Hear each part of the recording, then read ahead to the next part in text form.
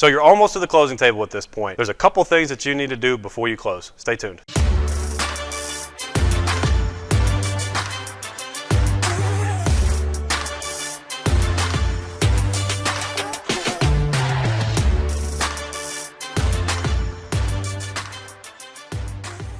Hey everyone, Andrew here with the Lake Team in Houston, Texas. Welcome back to another video that we have for you today. If you're watching this on YouTube and you haven't already, go ahead and smash that subscribe button down below. We do our best to produce the best real estate content, anything and everything real estate, to produce to you guys each and every week. And with that being said, let's go ahead and move forward into today's topic of the things that you need to do before you close. All right, so there's a couple of things that you need to get done, or actually a few things that you need to get done before you close on the property.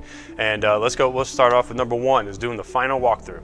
I'm not going to list it, these aren't really in order, so we're just kind of going to go bounce around, but let's go ahead and talk about number one, which is the final walkthrough. Now you're going to do a final walkthrough, it depends on when you're available. Typically they're done the day before closing or the morning of closing, depends on when you're closing, right?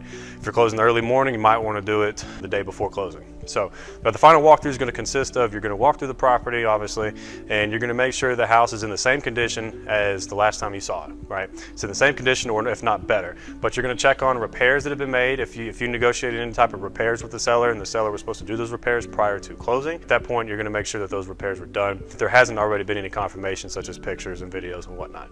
But you are going to make sure that property is in the same condition. Ceilings haven't caved in, water pipes haven't busted, things of that nature. You're just going to make sure that the property is still in tip-top shape, and then you're good to go. So number two, you're going to transfer your utilities over. You don't want to move into your property and now you can't get gas for 3 or 4 days till your center point can come out, right? So you're going to go ahead and transfer all your utilities while you can, get it all set up, get your cable, your internet, your water, trash, get all that stuff set up, or most of it that you can set up without having to produce a settlement statement from the title company. But electricity, get all that thing set up, everything.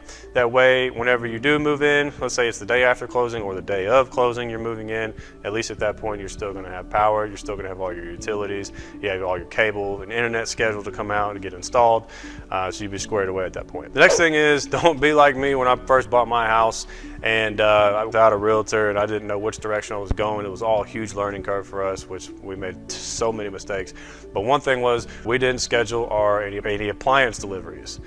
We thought we would be able to go in and get an appliance and then bring it back home, but we just couldn't do that. We were young, so when we bought our first house, we didn't understand much of anything really. But you want to go ahead and get your appliance deliveries. If you're buying new appliances, let's say you're buying all kinds of cool stuff. I mean, you're buying your washers, your dryers, you're buying your refrigerators, maybe you're buying some extra things, maybe you're buying a new microwave, new stove tops, whatever of that nature. If you are buying these items, go ahead and get them scheduled now. If you are financing or paying cash for any of these appliances, please, please, please reach out to your lender beforehand to make sure that it is okay for you to finance those appliances. There may be some circumstances to where if you did finance an appliance or you did pay cash for an appliance, things may have changed, and so now your lender is going to want to go back into underwriting and check out some certain requirements, or it may put you to where you can't afford, or you can't get approved for that loan anymore, and now you can't close, which would be pretty detrimental. So just verify all this stuff with your lender before you make these decisions. You may be in pretty good shape to where it doesn't matter. You can go buy your appliances, you can get them delivered, but I would highly, highly suggest that you go ahead and speak to your lender beforehand, before you make any big purchases like this, before you close. So talk to your lender. All right, one big thing is schedule your moving trucks, right? So are you going to be moving all this stuff yourself, or are you going to hire movers? Sometimes movers, especially right now, are super backed up. So if I were you guys, at least a week out, go ahead and give them a shout, like, hey, I'm closing on this property on Friday or Thursday morning, and so I need to get my stuff moved in to this new house. So go ahead and get those movers on the books, go ahead and get those movers scheduled if you are moving stuff, or if you are going to hire that out and you're not going to break your back by moving all the stuff in your own house by yourself, or having friends with cases of beer or whatever. But if you're gonna hire that out, I would suggest go ahead and getting it at least a week out, get that on the schedule for you. One thing to make your move a lot easier is to go ahead and start packing throughout the process. So if you're moving from apartment to a house or house to house, just go ahead and start packing all your stuff. Get your stuff packed up, get it in boxes. That way it's less amount of work that you're gonna have to do super quick and super fast, all right then and there on the spot.